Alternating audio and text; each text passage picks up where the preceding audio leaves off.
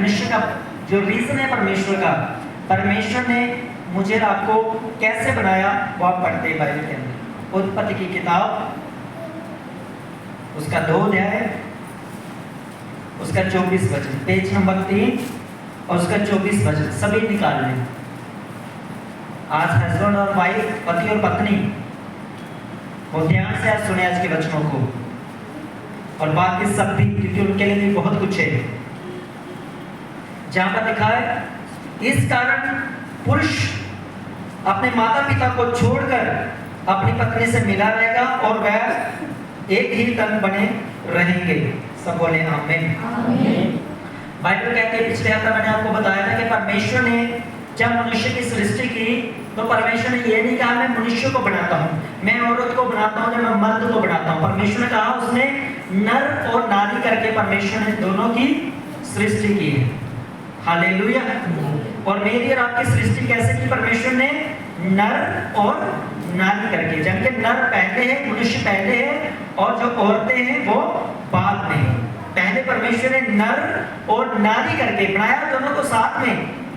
ये नहीं परमेश्वर ने किसी को कम बनाया, किसी को ज्यादा बनाया, नहीं, दोनों को परमेश्वर ने बराबर स्वयं इच्छा, हर कोई चीज जो मनुष्य अपने भीतर रखता है, ताकत, वो सब चीजें दोनों में पाई जाती है। दोनों किसी बात में कम नहीं है शारीरिक रूप में। तो परमेश्वर ने जब मनुष्य को बनाया तो परमेश्वर ने दो को बनाया, एक को नर करके बनाया परमेश्वर ने, और दूसरे को नारी करके बनाया परमेश्वर। हालेलुया। तो दोनों को परमेश्वर ने अलग अलग जिम्मेदारी दी। तो नर को परमेश्वर ने खास पदवी के ऊपर रखा, मनुष्य को परमेश्वर ने एक अधिकार में रखा, और नारी को परमेश्वर ने कहा कि तुझे अपनी पति की अधीनगी में रहना है, क्योंकि बाइबल कहती है जो औरत है वो निर्मल पात्र है। तो आप इस बात को ध्यान दें, 100 में से 1 तो ऐसे केस होंगे जहां औरतें प्रभावित होगी, शरीर के तौर पर तगड़ी होंगी, लेकिन जो 98-99% है जो ज्यादा ताकतवर है दुनिया के अंदर, वो मनुष्य पाए जाते हैं। उसका रीजन, उसका कारण क्या है? बाइबल कहती है क्योंकि परमेश्वर ने जो ताकत है, जो बल है, वो शक्ति है, वो परमेश्वर ने मनुष्य को दी। और औरत को जब आप बाइबल में पढ़ते हैं तो औरत को परमेश्वर के हेल्पर के रूप में, जैसे कारीगर, मिस्त्री, चाहे वो जितना बड़ा कारीगर क्यों ना हो, अगर मजदूर नहीं है तो उसके पास वो क्या है? वो फेल है। अगर आप किसी कंपनी के अंदर काम करते चले, अब कोई भी काम क्यों करते हो, अगर उस काम के अंदर आपका कोई सहायक नहीं है, काम आपका कोई मददगार नहीं है, तो वो काम आप नहीं कर सकते। कई ऐसे काम हैं, हालेलुया, जो अकेला एक व्यक्ति नहीं कर सकता। परमेश्वर ने कहा कि मैं आदम को बनाकर, परमेश्वर ने कहा कि मैं तुझे तेरे ही जैसा एक सहायक दूंगा जो तुझसे मेल खाए और तुम दोनों एक होंगे। तो परमेश्वर ने आदम के लिए हवा को बनाकर दिया। और इस आयत में हम पढ़ते हैं तो परमेश्वर ने कहा, परमेश्वर ने उनसे कहा, इस कारण मनुष्य अपने माता पिता को छोड़कर अपनी पत्नी से मिला रहेगा। तो इस बात को आप समझे। पहले परमेश्वर ने जो आज्ञा आदम को दी थी कि आदम, जितनी सृष्टि के ऊपर मैंने तुझे अधिकारी ठहराया, जितने ये आदम का बाग मैंने तुझे दिया, जितनी संपत्ति, जितने ये फूल, ये बगीचे मैंने तुझे दिए, परमेश्वर का इनसे बढ़कर तूने अपनी पत्नी हवा से प्यार करना है। तूने सब कुछ छोड़कर अपनी पत्नी के साथ मिले रहना है। हालेलुया। दूसरे शब्दों में परमेश्वर ने कहा तो अपने माता पिता को छोड़कर किसके साथ मिले रहना? अपनी पत्नी के साथ। मेरा एक सवाल है यहाँ पर, अगर मैं सोचता हूँ कि आदम और हवा के ना तो उस समय माता पिता थे दोनों के, ना कोई सास ना कोई ससुर, दोनों के माता पिता नहीं, क्योंकि जस्ट अभी उनकी सृष्टि हुई है, परमेश्वर ही उनका माता है, परमेश्वर उनका पिता है, और परमेश्वर ही उनसे कह रहा है कि तुम क्या करना, अपने माता पिता को छोड़कर आपस में मिले रहे। हालेलुया। ध्यान से पढ़ेंगे इस वचन को फिर से। इस कारण मनुष्य अपने माता पिता को छोड़कर अपनी पत्नी से मिला रहेगा। कौन छोड़कर मिला रहेगा? हालेलुया। आज कौन छोड़ कर आता है? आज पत्नी सबको छोड़ कर आती है कि पति? आज पत्नी छोड़ कर आती है। हालेलुया। पत्नी तो घर छोड़ कर आती है, उसे नया घर सब कुछ मिल जाता है। मैं आपको बताऊं, जब पति जब दुखी होता है ना, पति को जब हेरिटेट किया जाता है, पति जब परेशान किया जाता है पत्नी के द्वारा, तो अपने माता पिता से नहीं मिलना, अपने भाइयों से नहीं मिलना, किसी से बात नहीं करनी, मेरी मासी के घर जाना, अपने नहीं जाना। मैं बोलता हूँ पत्नी की वो हालत हो जाती है, वो बंदा ना मरने के लायक रहता ना जीने के लायक रहता जब औरत छुड़ाती है उससे। हालेलुया। तो मेरी एक बात आप याद रखें, बाइबल के अंदर सास और ससुर के नाम का कोई शब्द नहीं है। जो ओरिजिनल भाषा में जब बाइबल लिखी गई, दोनों के लिए, अगर आपकी सास है, ससुर है, चाहे लड़की का है चाहे लड़के का, दोनों के लिए बाइबल के अंदर एक ही शब्द दिया है, दोनों के लिए माता और पिता, चाहे वो लड़की की हो चाहे वो लड़की की। हालेलुया। जिनके चाहे वो भाइयों के माता पिता हो चाहे वो बहनों के माता पिता हो, लेकिन आप दोनों की जो कोली है एक दूसरे के माता पिता के लिए, वो माता और पिता ही है। मम्मी और डैडी एक दूसरा कोई वर्ड नहीं है, सास ससुर नहीं है बाइबल के अंदर। जैसे ट्रांसलेट का चक्कर है इसलिए। तो बाइबल कहते हैं मनुष्य क्या करेगा? सबसे पहले भाई लोग क्या करेंगे? आपने किसके साथ मिले रहना? अपनी पत्नी की रक्षा करना किसका काम है? वो भाइयों का काम। हालेलुया।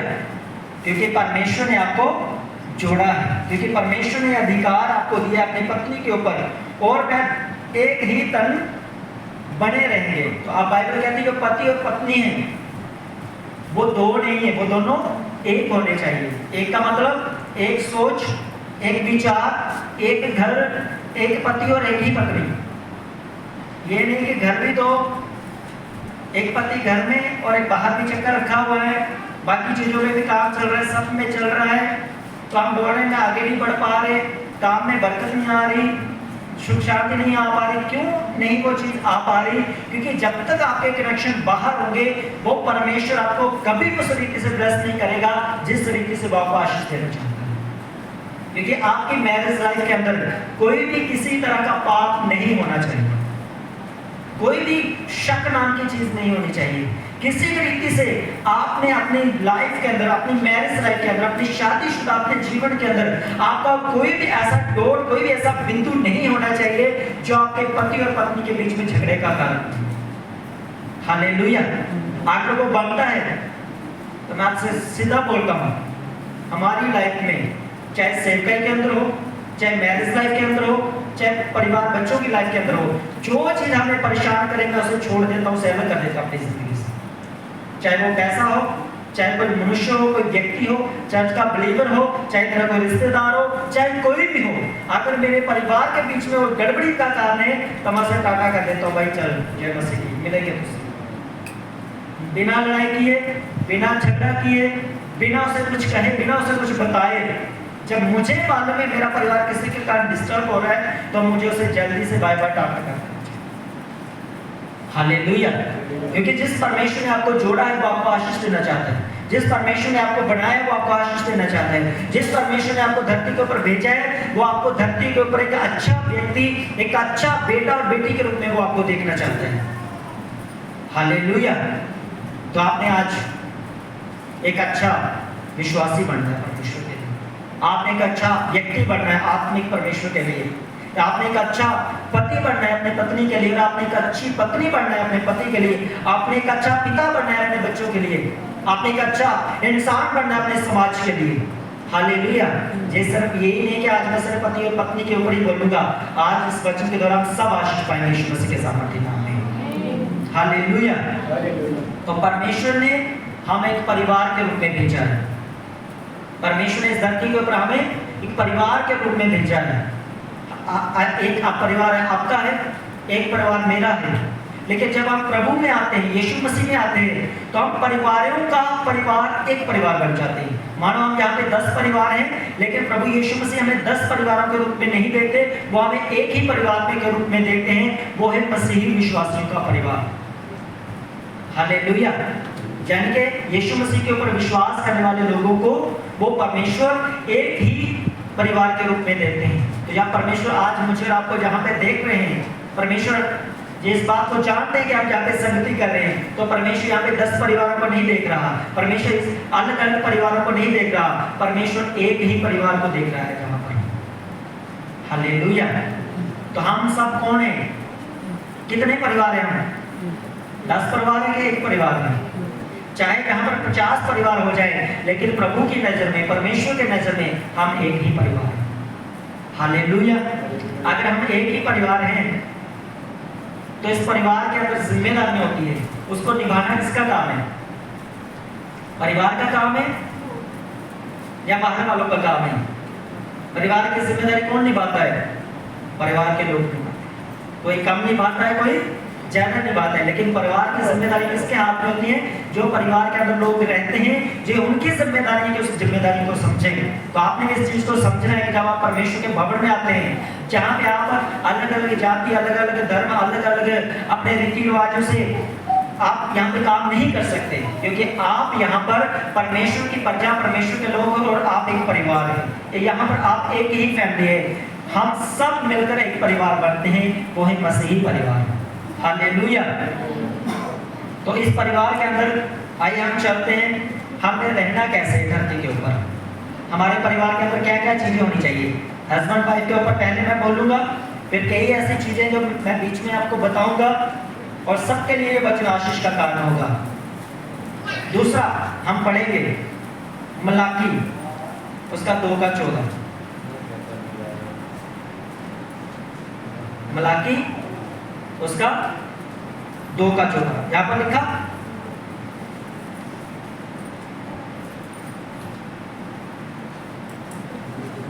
इसलिए क्योंकि यहोवा तेरे और तेरी उस जवानी की संगनी और ब्याही हुई स्त्री के बीच साक्षी हुआ था। हालेलुया। तो पेज नंबर 1109 1109 1109, ठीक है। तो जहां पर लिखा है कि जो जवानी का आपका पति है, जो जवानी की आपकी पत्नी है, उन दोनों के बीच में साक्षी कौन हुआ? बाइबल कहती है वो परमेश्वर यहोवा हुआ।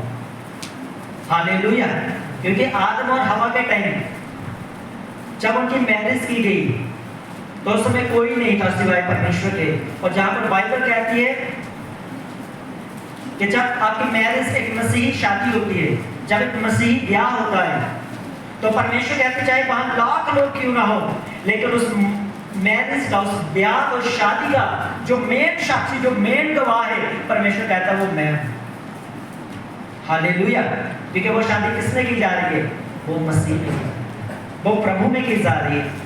अगर वो शादी मसीह के अंदर है, प्रभु के अंदर है, तो इसका मतलब क्या है? फिर परमेश्वर क्या कहते हैं? कहते हैं परमेश्वर जिससे तूने विश्वासघात किया है, तो वे परमेश्वर कहते हैं मैं इस चीज का गवाह हूं। अगर तूने अपनी पत्नी के साथ विश्वासघात किया, अगर तूने अपने पति के साथ विश्वासघात किया, तो परमेश्वर कहता है उसका मैं साक्षी हूं, उसका मैं गवाह हूं, मैं पलटा लूंगा, मैं फिर बदला लूंगा, मैं फिर तुम्हें बताऊंगा कि कैसे अपनी शादी में किसी को दूसरे को डिस्टर्ब करना है, कैसे अपने पति और पत्नी की लाइफ को जो खराब करना है। हालेलुया। तो इस बात को आप याद रखें, पत्नियां और पति भी। अगर आपकी पत्नी आपको परेशान कर रही है तो डोंट वरी, चिंता न करें। आज परमेश्वर साक्षी है, परमेश्वर उसका न्याय करेगा। अगर आपका पति आपको तंग करता है तो चिंता मत करो, प्रे करना, क्योंकि परमेश्वर कहता है मैं तुम्हारा साक्षी हूं, मैं न्याय करूंगा तुम्हारा। तुम झगड़ा मत करना, तो घर में लड़ाई मत करना, तो घर में किसी तरह का क्लेश मत करना, लेकिन अपनी जिम्मेदारियों से भागना भी मत। हालेलुया।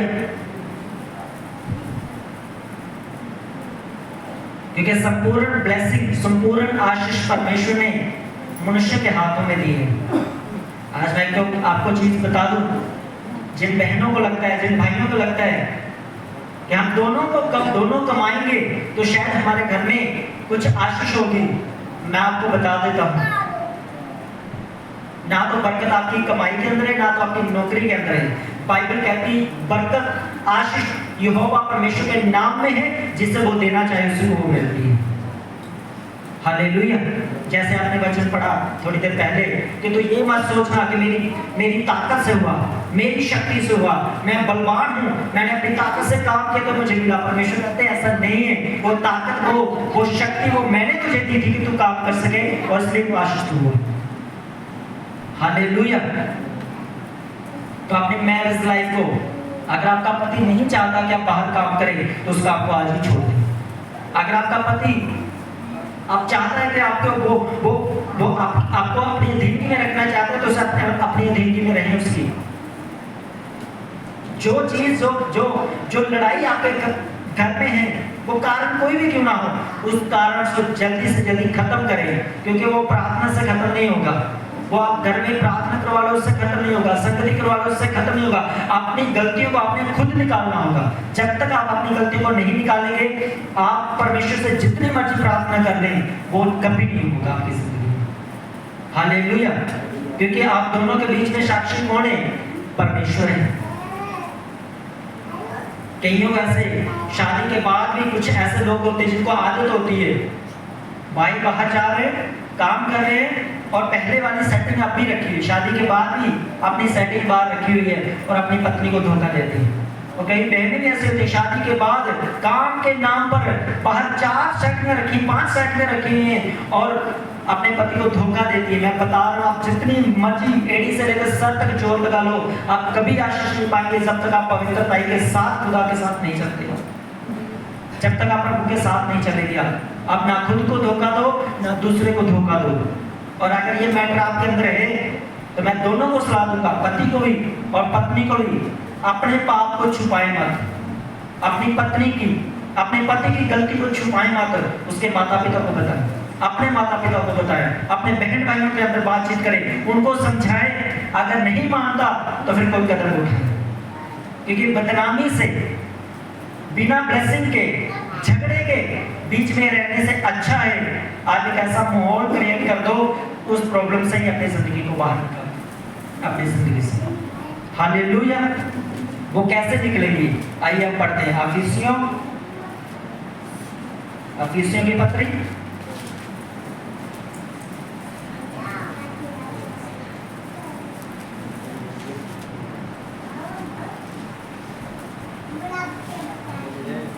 पेज नंबर 260 निकालने सभी, पेज नंबर 269, ठीक है, 269 नए नियम के अंदर अफिसियों 5 अध्याय उसकी 22 आयत से लेकर हम 27 आयत तक पढ़ेंगे। आपने ध्यान से सुनना, सबने अपने अपनी जिम्मेदारी को आपने समझना है। आज जहां पर लिखा हुआ है सबने निकाल लिया, पेज नंबर 269 269 निकाल लो अपने बाइबल में। उसका 5 अध्याय अफिसियों की किताब और उसका 22 वचन से लेकर 27 वचन तक मैं पढ़ूंगा आपके लिए। जहां पर लिखा है, हे पत्नियों, बहनें ध्यान से सुनने, जहां पर क्या लिखा है, लिखा है, हे पत्नियों, अपने अपने पति के ऐसे अधीन रहो जैसे प्रभु के। हालेलुया। आप प्रभु के अधीन कैसे रहते हो? आप प्रभु से झगड़ा करते हो? आप प्रभु से शिकायत करते हो? आप प्रभु से नाराजगी करते हो? आप प्रभु के कैसे दिन रहते हो? आप गाला करते हो प्रभु को, झगड़ा करते हो, लड़ाई करते हो, तंग करते हो? तो बाइबल कहती है अपने पति के भी ऐसे अधीन रहो जैसे प्रभु के। ये नहीं कि 1 महीने के बाद काम मिला और सिर्फ रोटी बना के नहीं देनी। ये कौन सी वाइफ है भाई? ये प्रभु वाली वाइफ नहीं, ये शैतानी वाइफ है, दुष्ट आत्मा वाली वाइफ है वो। आपका पति महीने के बाद काम पर जा रहा है और आपने लड़ाई डाल दी, नहीं जी आज मैं माफी नहीं करता। ये कौन सा आत्मा है? मेरी बात समझ आ रही है आपको? आपने अपने पति के अधीन रहना है। आप पूरी बाइबल पढ़ लो, पूरी बाइबल के अंदर आप जब भी पत्नियों के विषय में पढ़ते हो तो पत्नियों के विषय में एक ही चीज पढ़ते हो बार बार, वो है अधीन रहना। जैसे प्रभु के वैसे अपने पति के, जैसे प्रभु के वैसे अपने पति के, जैसे प्रभु के वैसे ही अपने पति के अधीन रहना। तो पत्नियां अपने मुंह से अंगीकार करो आज, बोलो मैं अपने पति के अधीन रहूंगी। जिनको आदत नहीं है वो ना बोले, ऊंची आवाज में बोलो, बोलो मैं अपने पति के अधीन रहूंगी, मैं कभी झगड़ा ना करूंगी। बोलो बोलो, झगड़ा करने वाली बोलो, मैं कभी झगड़ा ना करूंगी। आवाज नहीं है, मतलब झगड़ा झगड़िया नहीं थोड़ी है। हालेलुया। छोड़ना पड़ेगा आपको, क्योंकि जब तक आप छोड़ेंगे नहीं, आपकी जिंदगी, आपका परिवार अधूरे रहेंगे, आप बढ़ नहीं पाएंगे। तो आपका क्या होना चाहिए कि बोलो मैं अपने पति से कभी झगड़ा नहीं करूंगी। बोलो बोलो ऊंची आवाज में, चलो अपने हाथों को उठाओ, बोलो मैं अपने पति से कभी झगड़ा नहीं करूंगी, क्योंकि वो मेरा स्वामी है, जैसे प्रभु। आमीन। सोच लो, फंस गए आज आप आज के बाद आप झगड़ा नहीं कर सकते, आपके पास कोई बहाना नहीं है। पत्नी का मीनिंग होता है जैसे स्वामी के घर में उसका दास, वैसे पति के घर में पत्नी। तो आप अपने पति के लिए एक दासी के रूप में, एक दासी बनकर, आपके पास पूरा अधिकार है, वो आपका पति है, आप जैसे चाहे उससे बात कर सकते हैं अधीनगी के अंदर। ये बात आप याद रखें कि आपकी बातों के अंदर जो गालियों की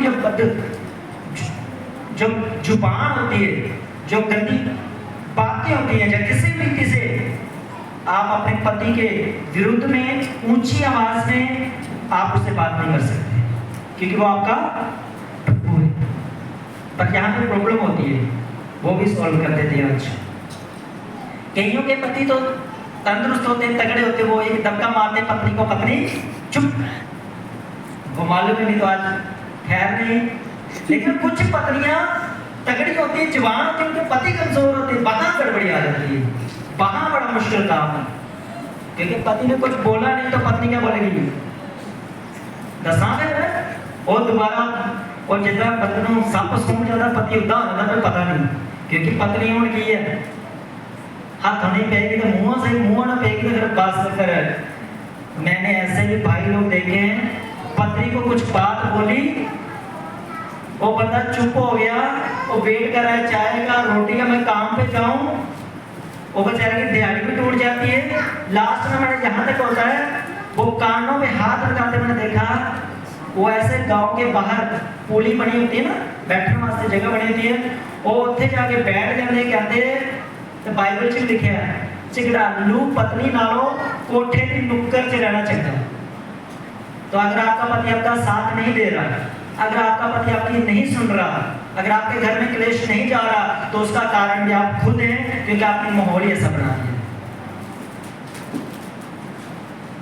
हालेलुया। किसने बनाया वो माहौल?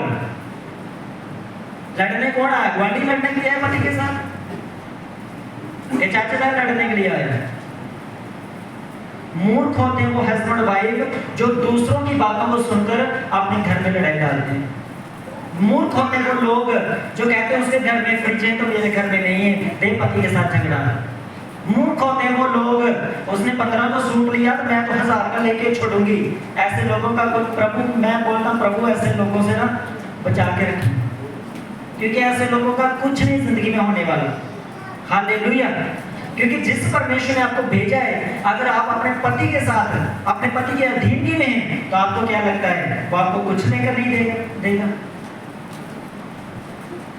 जिस दिन एक मनुष्य की शादी होती है, आप ध्यान से सुना, चाहे पति हो चाहे पत्नी हो, जिस दिन एक शादी होती है तो शादी के महीने तक, 1 महीने तक पति और पत्नी के बीच में सुना 2 बातें होती हैं। क्या होगी? एक ही बात होती है ना, कोई झगड़ा नहीं, कोई लड़ाई, शादी होती जब, तो शादी के बाद 1 महीने के बाद, 2 महीने के बाद, 6 महीने के बाद जब मैं तू होती है, तो उसका कारण कौन होता है? कौन होता है? उसका कारण पता क्या होता है? घर की लड़ाई तो होती नहीं, मैं आपको बता, अपने घर की लड़ाई होती नहीं है। लड़ाई तब होती है जब बड़े खुलते हैं, जब गिफ्ट खुलते हैं, जब सूट निकलते हैं, आ तेरी मासी का सूट, मेरी मासी रसूल। जब एक दूसरे को नीचा दिखाने की हम कोशिश करते हैं, मासी अपने घर मासड़ ना खुश है, ए मासी अपने मासड़ ना खुश है, पर तू ही लड़ाई अपने घर वाले 500 रुपए का सूट है नहीं तो गल तलाक तक आई तो महीना ब्याह हो गया। गलती किसकी है? हालेलुया। तो जब एक व्यक्ति, बाइबल कहती है, अधीन रहना सीख जाता है, कोई उसे दुनिया में हिला नहीं सकता। आपकी मैरिज लाइफ को कोई खराब नहीं कर सकता अगर आप अधीन रहना सीख जाए। हालेलुया। अगर आपके पति को पसंद नहीं है आप अपने पड़ोसी के घर जाओ तो क्यों जाते हो? अगर आपके पति को आपका कोई रिश्तेदार पसंद नहीं है तो प्रार्थना करो, परमेश्वर को लेके जाएगा। आप क्यों झगड़ा करते हो उसके साथ? आपके पति को अगर आपका कोई काम पसंद नहीं तो क्यों करते हो? छोड़ो आज ही से। अगर आपके पति को किसी भी रीति से आपके अंदर कोई चीज पसंद नहीं है तो उसे निकालो अपनी जिंदगी से, उसके साथ खड़े हो जाओ। मैं आपके साथ खड़ी हूँ जी। चलो हम प्रार्थना करते हैं, जो परमेश्वर की मर्जी होगी वो ही हमारी जिंदगी में पूरा होगा। और आपको क्या लगता है परमेश्वर आपको छोड़ेगा? अब मत्ती रचित सुसमाचार पढ़ो, उसके अंदर बाइबल कहती है दुनिया की सब चीजें तुम्हें तुम्हारे पीछे पढ़ कर मिलेगी, तुम्हें क्या चाहिए? परमेश्वर ने कहा हर चीज बाइबल कहती है वो तुम्हें मिलेगी, लेकिन जब आप अपने पति के अधीन रहेंगे तो। नहीं तो अपना जोर लगा लो, एड़ी से लेकर सर तक दिन भी काम कर लो, रात को भी काम कर लो, आप काम पे ही लगे रहो। मैं बोलता हूँ इनकम कम होगी, बदनामी ज्यादा होगी, क्योंकि उसके अंदर अधीन की नहीं। हालेलुया। तो वो बहनें जो पति से उल्फत करती हैं, पति से झगड़ा करती हैं, पति से उखड़ी उखड़ी रहती हैं, आज से ये डिसाइड करके रहना कि मैं अपने पति के अधीन रहूंगी। हालेलुया। क्या रहूंगी मैं? अपने पति के अधीन। सारा अपने पति को कैसे बुलाती थी? कोई बता सकता है? अब्राहम की वाइफ अपने पति को कैसे बुलाती थी? पहला पत्रस उसका 3 अध्याय उसकी 6 आयत में पढ़ी गई। लेकिन जैसे सारा अब्राहम की आज्ञा में रहती और उसे स्वामी कहती थी। सारा अब्राहम की पत्नी, पेज नंबर 325, पहला पत्रस 3:6 आयत। तो सारा अपने पति को, अब्राहम को कैसे बुलाती थी? स्वामी। लेकिन जैसे वो अपने पति को स्वामी कहती थी, उसकी अधीनगी में रहती थी, बुढ़ापे के अंदर भी 90 साल की होकर भी जब 3 स्वर्गदूत अब्राहम के घर में आए तो अब्राहम ने अपनी पत्नी से कहा, हालांकि उस समय जवान नौकर उसके घर में थे, काम करने वाले लोग उसके घर में थे, काफी दास दासी उसके घर में थी, लेकिन अब्राहम ने बुढ़ापे के अंदर भी अपनी पत्नी से कहा तू इनके लिए खाना बना। और इतनी अधीनगी, इतना प्यार करने वाली अपने पति से, इतनी अधीनगी के अंदर रहने वाली, मुंह से उफ तक नहीं किया, खुद आटा गूंदा, खुद रोटियां बनाई और खुद परमेश्वर के लोगों को, दासों को या स्वर्गदूतों को जो उसके घर में आए थे उसने खुद खाना उनको खिलाया और अब्राहम ने उनके खुद हाथ धुलाए। ये होती है अधीनगी। हालेलुया। तो कैसे बुलाती थी? कैसे बुलाते थे अपने हस्बैंड को, पति को? स्वामी जी। आज कैसे बुलाते हैं? ओए इधर आ जा, सुनता नहीं तेनों? रे बातें मारते सुनते नहीं, बोले भी ये ना रहा है कहीं तो ना नहीं है।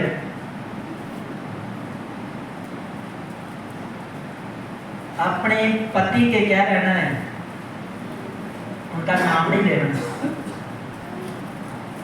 कुछ नहीं बोल सकते, स्वामी नहीं बोल सकते। तुम जैसे मुझे घर में बोला जाता है, कम से कम बोल सकते हैं सुनो जी, बोल सकते हैं?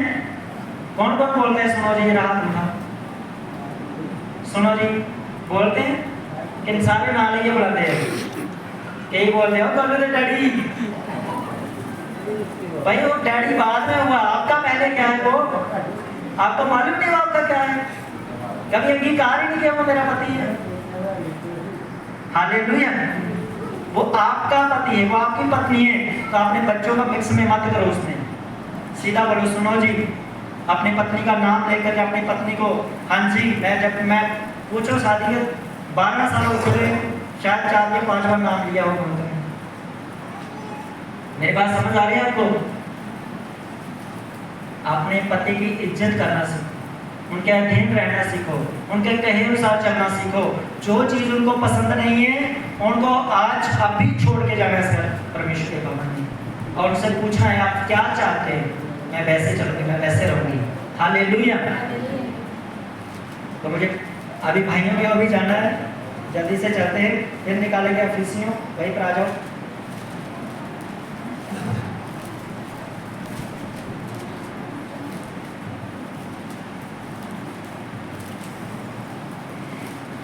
अपने अपने पति के ऐसे अधीन रहो जैसे प्रभु के। तो पत्नियां, बहनें, मेरी आपसे विनती है, निवेदन है कि आप प्रभु के जैसे अधीन रहती हैं, जितना प्यार आप प्रभु से करती हैं, जैसे आप प्रभु के सामने आती हैं प्रार्थना में, आराधना में, परमेश्वर के भवन में, बाइबल कहती है उसी रीति से आपने अपने पति के भी अधीन रहना है।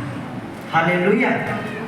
फिर लिखा है क्योंकि पति पत्नी का सिर है, जैसे कि मसीह कलीसिया का सिर है और स्वयं ही देह का उद्धार करता है। तो जहां पर आप बड़े ध्यान से सुनना, बाइबल यहां पे कहती है कि पति पत्नी का सर है, पति पत्नी की इज्जत है। तो कोई कहता है मैं अपनी इज्जत नहीं करूंगी, तो जो पत्नी अपने पति का इज्जत नहीं करती, अपने पति का इज्जत नहीं करती, तो अपनी बेइज्जती करती है। वो पति को गालियां नहीं देती, वो खुद को गालियां देती है, क्योंकि वो दोनों एक तन एक मन होंगे। आज लड़ाई खत्म पति पत्नी में। जो पति और पत्नी झगड़ा करते हैं वो एक दूसरे को गालियां नहीं देते, वो खुद को गालियां, खुद को श्राप देते हैं, क्योंकि वो एक है। अगर मैं एक व्यक्ति हूं तो मैं बोलूंगा, अपने आप को मैं गाली दूंगा तो गाली किसे लगेगी? मुझे ही लगेगी ना। हालेलुया। तो बाइबल कहती है पति आपका क्या है? सर है। अब एक चीज और, जहां पर जो पत्नियां अपने पति का इज्जत, पतियों का या अपने पति का इज्जत नहीं, अपने पति की इज्जत नहीं करती, बाइबल कहती है वो होते हैं जिनके सर पर सर ही नहीं। यानी कि आप धड़ लेकर जा रहे, सर है ही नहीं उन पत्नियों का जो अपने पति की इज्जत नहीं करती। बिना सर के वो पत्नियां, तो बिना सर के बोलेंगे मतलब बाइबल के अंदर पढ़ेंगे बेअकली, मूर्ख, बुद्धिहीन और बदतमीज पत्नी है। सही सीधी भाषा में जो अपने पति की इज्जत नहीं करती। हालेलुया। क्योंकि आपका पति आपका क्या है? सर है, वो आपकी इज्जत है, वो आपका ताज है। अपने ताज को हमेशा अपने सर पर रखें, अपने पांव में मत आने दें उसे। क्योंकि बाइबल कहते हैं फिर जैसे मसीह कलीसिया का सर है। अगर सोचो मसीह हमारे सर पर नहीं है तो मसीह के बिना हम क्या हैं? क्या है मसीह के बिना? कुछ भी नहीं। तो पत्नी भी अपने पति के बिना वो कुछ नहीं है, वो निकम्मी है, वो बेकार है। उसी प्रकार हस्बैंड। हालेलुया। फिर लिखा हे पतियों, अब भाई ध्यान से सुन ले, पत्नियों के लिए बहुत हुआ, अब आप भी सुन ले। हे पतियों, अपनी अपनी पत्नी से प्रेम रखो। क्या करना? जहां पर 2 बार लिखा पौलुस ने कहता है अपनी अपनी पत्नी से। किसकी पत्नी से? अपनी पत्नी से, गुआंढियों के साथ नहीं। मैंने कई बार लोगों को देखा है अपनी घर वाली पंजाब वाली बोले सुनो जी सिलेंडर पर आगे ले आओ, टाइम ही नहीं, लेट हो गया मैं। गवर्नर बोले भाई मैंने मेरा सिलेंडर का भाभी हो गया सिलेंडर पर ही मैं फिर वो तो लड़ाई होगी, वो तो पंगे कर चुके मेरे वास्ते टाइम ही नहीं। फिर घर वाली बोलना कि नहीं मनी, फिर पंगे पड़े। हालेलुया। तो आपका पड़ोसी आपको काम बोले तो ठीक है, बाइबल कहते हैं अपने पड़ोसी से प्यार करो, पर इतना प्यार मत करो कि अपना घर ही तोड़ बैठो। हालेलुया। तो आपने क्या करना है? पहले अपने घर का काम, पहले अपने घर की जरूरतें, पहले अपना सिलेंडर, बाद में देखा जाए दूसरों का टाइम होगा। हालेलुया। तो भाई आपने क्या करना है? अगर आपके पास झगड़ा खत्म करने के लिए कोई रास्ता है तो वो एक ही है, वो है प्यार। क्या है? आप कुछ भाई सोचते कितना प्यार करिए, सोड भी 15 सौ दे ये देते, फ्रूट भी बथे कहते झोला भरी भरी है हैं, जो कराते उदों लिए भी जन्ने फिर भी गल तलाक तक खड़ोन नहीं दिंदी। मैं तो घर बाहर ही रखना, माहे राखी हुई अंबा की होते बल बच्चे हो जा बाहर। कारण रीजन, क्योंकि आप तो प्रभु में आ गए, आपको तो मालूम है कि मुझे प्यार के साथ रहना, मुझे संगति में रहना, मुझे अपनी पत्नी से उस तरह प्यार करना जैसे परमेश्वर चाहता है कि आप अपनी पत्नी के साथ मिले रहें। लेकिन उसके साथ साथ बाइबल कहती है अगर आपकी पत्नी या आपका पति अविश्वासी है लेकिन वो आपके साथ रहना चाहता है तो आप रह सकते हैं। आपके बीच में एक ही कारण होता है तलाक का, तो वो है बेविचार। अगर आपकी पत्नी और आपका पति, जहां आपको शक होता है कि मेरी पत्नी गलत राह जा रही है, मेरा पति गलत रास्ते के ऊपर है, तो बाइबल कहती है आप बिना झिझके आप उसे तलाक दे सकते हैं, आप उसे छोड़ सकते हैं। बिना इस पाप के आप किसी भी रीति से आप ना अपने पति को छोड़ सकते हैं ना आप अपनी पत्नी को छोड़ सकते हैं, सिवाय बेविचार के। हालेलुया। तो आज सुचेत रहें, आपकी जिंदगी में एक ही कारण है एक दूसरे से अलग होने का, वो है बेविचार। और बेविचार के अलावा आप किसी भी रीति से अपने पति को अपनी पत्नी को आप तलाक नहीं दे सकते। अगर कोई ऐसा देता है तो वो तलाक देने वाला व्यक्ति झूठा है, वो पापी है। तो जैसे मैंने मलाकी में आपको आयत पढ़ाई है, परमेश्वर ने कहा मैं उस चीज का साक्षी हूँ, तुम चिंता मत करो, मैं तुम्हारा न्याय करूंगा, और परमेश्वर उसका न्याय करेंगे। हालेलुया। चाहे बात तलाक तक है, चाहे तलाक हो चुकी है, चाहे झगड़ा है, परमेश्वर कहते हैं मैं तुम दोनों के बीच में साक्षी हुआ हूं, मैंने तुम दोनों को जोड़ा है, इसलिए मैं ही तुम दोनों का न्याय करूंगा। और जबरदस्त परमेश्वर न्याय करेंगे। परमेश्वर कभी लिहाज नहीं करेंगे, परमेश्वर कभी भी पक्षपात नहीं करेंगे, परमेश्वर कभी भी एक को कम दूसरे को ज्यादा प्यार नहीं करेंगे। परमेश्वर सबका बराबर बराबर न्याय करेंगे। जितना आपने तंग किया है पति को, परमेश्वर सब हिसाब लेंगे। जितना आपने अपनी पत्नी को छोड़कर दूसरी से प्यार किया है, परमेश्वर पूरा पूरा हिसाब लेंगे आपसे, जबरदस्त हिसाब लेंगे आपसे। पति और पत्नी के बीच में एक ही चीज होती है सबसे ज्यादा, वो होती है वफादारी। जिस परिवार के अंदर जिस पत्नी और पति के बीच में वफादारी नहीं, वो घर आज भी टूटा, कल भी टूटा, परसों टूटा, वो टूटने की तादाद के ऊपर है। तो आपने अपने पति के साथ और अपनी पत्नी के साथ वफादार रहना। हालेलुया। क्या रहना है आपने? वफादार रहना है। तो आप भाइयों आगे सुनो, आपके लिए लिखा है अपनी पत्नियों से प्रेम रखो कि उस वचन के द्वारा जल के स्नान से शुद्ध करके पवित्र बनाए। तो आपकी पत्नी, आप दोनों बपतिस्मा पाए हुए हो, प्रभु में आपने बपतिस्मा लिया हो, और पवित्र वचन के द्वारा जल के स्नान से शुद्ध करके पवित्र बनाए। तो आपने एक दूसरे को, पति और पत्नी दोनों बपतिस्मा पा के पवित्र स्नान लेके प्रार्थना में बैठकर संगति में रहकर अपने आप को पवित्र बना के रखना। किसी प्रकार का दोष छुरी आपके अंदर नहीं होनी चाहिए। नीचे लिखा है जे खासकर ये भाइयों की जिम्मेदारी, अपनी पत्नी को कैसे आपने रखना, लिखा है उसे एक ऐसी तेजस्वी कलीसिया बनाकर अपने पास खड़ी करे जिसमें ना कलंक, ना झुरी, ना कोई और ऐसी वस्तु हो, पर पवित्र और निर्दोष हो। हालेलुया। आपकी पत्नी कैसी हो? बाइबल कहते हैं निष्कलंक, निष्पाप, कोई दोष उसके अंदर नहीं है, ना हो। और अगर आपको आज मालूम है कि आपकी पत्नी गलत राह पर चल रही है और आप चुपचाप करके बैठे हो, तो अपनी पत्नी को अपने घर, जो आपका घर टूटा है, उसके जिम्मेदार भी आप खुद हैं। आपको मालूम है कि आपका पति गलत राह के ऊपर जा रहा है और आप उसे रोक नहीं रहे हो, तो उसके जिम्मेदार भी आप खुद हैं, क्योंकि आपने उसे आज़ादी दे रखी है कि जो मर्जी करो जी, मैं वैसे, आप वैसे बन जाते हैं कई बार। जैसे कबूतर देखा कभी, कबूतर पोला, कबूतर बाइबल कहते हैं पोला है। कबूतर एक ऐसा जानवर है, एक ऐसा पक्षी है, खेत में जब बैठा होता है ना, तो जब वो अपने पोलेपन में आता है तो वो जानवर को देखकर, बिल्ली को देखकर अपनी आंखें बंद कर लेता है, कहता है मुझे कोई नहीं देख रहा।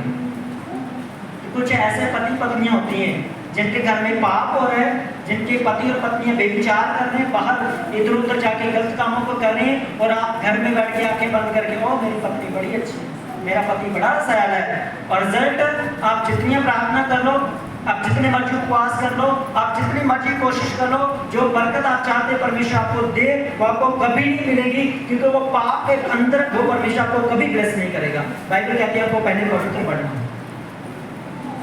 जब आप पवित्र बनेंगे तब आपकी बरकतें आपको मांगना नहीं पड़ेगी, वो बरकतें आती जाएगी आपकी जिंदगी में।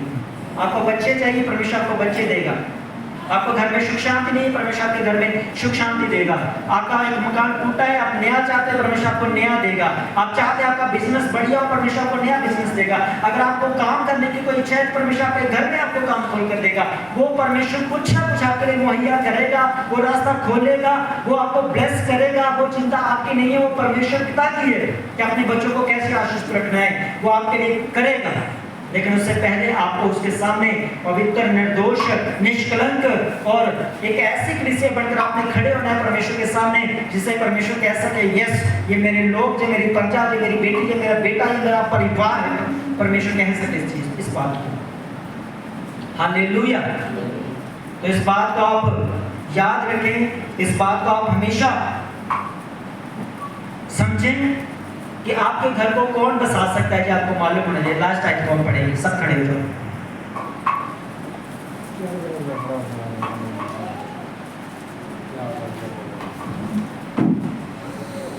अब सब खड़े हो जाओ, एक लास्ट टाइम कौन पढ़ेंगे।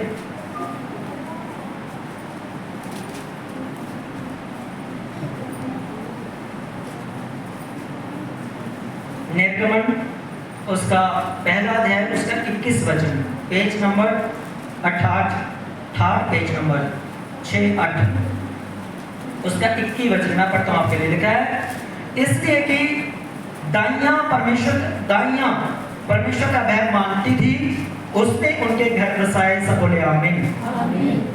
बाइबल कहती है कि परमेश्वर के लोगों को जब फिरौन राजा तंग करने लगा, तो राजा ने एक आज्ञा दे दी कि इनके घर में लड़कियां जो हो उनको छोड़ देना, और जितने लड़के हो उनको मार देना। तो राजा ने जो इजरायली दाइयां थी उनको बोला कि जैसे किसी के घर में बेटा हो हमें खबर देना, और उन लड़कों को मार देना, परंतु लड़कियों को छोड़ देना। तो बाइबल कहती है वो जो दाइयां थी, वो जो मिडवाइफ थी, जो दाई पुणे का काम करती थी, डिलीवरियों का काम करती थी, वो दाइयां परमेश्वर का भय मानती। हालेलुया। वो क्या करती थी दाइयां? परमेश्वर का भय मानती थी। तो एक पति हो तो एक पत्नी हो, सबसे पहले आपको क्या होना चाहिए? आप जो भी काम करते हो आपको परमेश्वर का भय होना चाहिए। इस काम का रिजल्ट क्या है? क्या परमेश्वर मेरे काम से प्रसन्न है? क्या परमेश्वर मेरे जीवन से खुश है? क्या मैं अपनी पत्नी के साथ अन्याय कर रहा हूं? मैं अपने पति के साथ अन्याय कर रही हूं? क्या परमेश्वर खुश है? आपने कभी सोचा कि मेरे कारण मेरा पति कितना दुखी है, मेरे कारण मेरी पत्नी कितनी डिस्टर्ब है, मेरे कारण मेरे घर का माहौल कितना खराब हो रहा है? तो बुद्धिमान चुप कर जाता है, लेकिन मूर्ख झगड़ा करता है। तो आज मेरा परमेश्वर, उस स्वर्ग का परमेश्वर आपको बुद्धि का आत्मा दे, यीशु मसीह के सामर्थ्य के नाम में। आमीन। हालेलुया। वो दाइयां क्या करती थी? परमेश्वर से डरती थी, और बाइबल कहती है उन्होंने लड़कों को भी जीवित रहने दिया और लड़कियों को भी जीवित रहने दिया। उन्होंने किसी को नहीं मारा, क्योंकि वो दाइयां परमेश्वर से डरती थी। और बाइबल कहती है वो परमेश्वर से डरती थी, वो परमेश्वर की सेवा करती थी, वो परमेश्वर के लोगों के अंदर रहकर उनकी मदद करती थी। हर परमेश्वर के काम में वो सबसे पहले खड़ी हो जाती थी कि हम परमेश्वर के काम को करेंगे। और जब समय आया, अब ऐसा क्यों लिखा है कि परमेश्वर ने दाइयों के घरों को बसाया? क्योंकि जो समय की दाइयां थी, जो मिडवाइफ थी, उनके घर नहीं होते थे, उनको घर नहीं दिया गया था, उनको ऐसे रखा था बस नौकरानी के रूप में राजा ने, फिरौन ने। तो उनको कभी इधर ड्यूटी लगा दी, कभी इधर ड्यूटी लगा दी, क्योंकि 12-15 लाख लोग हैं। तो दाइयां तो इतनी बिजी होती, दिन को भी आराम नहीं, रात को भी आराम नहीं। तो बाइबल कहती है जब परमेश्वर ने उनकी सेवा को देखा, जब दाइयों के मन को देखा, जब परमेश्वर ने उन औरतों के दिल को देखा कि ये डरने वाली है, मुझसे प्यार करने वाली है, ये दूसरों को समझाने वाली है, ये पति और पत्नी के बीच में झगड़ा खत्म करने वाली स्त्रियां हैं और लोगों के बच्चों को सुरक्षित रखने वाली स्त्रियां हैं। बाइबल कहती है परमेश्वर ने उनके ऊपर दया की, परमेश्वर ने उनके ऊपर अनुग्रह किया, परमेश्वर ने उनको जगह दी, परमेश्वर ने उनको घर दिए, परमेश्वर ने उनको परिवार दिए, और उसके बाद यहाँ पर लिखा है परमेश्वर ने उनके घरों को बसाया। हालेलुया। तो घर को कौन बसाता है? कर लो कोशिश अपनी।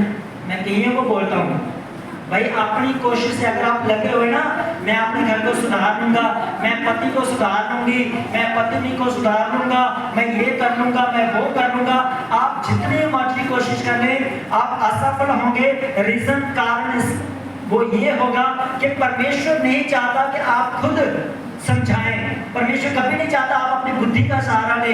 परमेश्वर ने कहा जैसे तू मेरा बेटा है वो भी मेरी बेटी है, जैसे मैंने तुझे समझाया मैं उससे भी बात करूंगा। तेरा काम है प्रेयर करना, तेरा काम है प्रार्थना करना, तेरा काम है उपवास करना, तेरा काम है मेहनत करना। जैसे मैंने दाइयों को घरों को बसाया, परमेश्वर कहता है मैं तुम्हारे घरों को भी बसाऊंगा।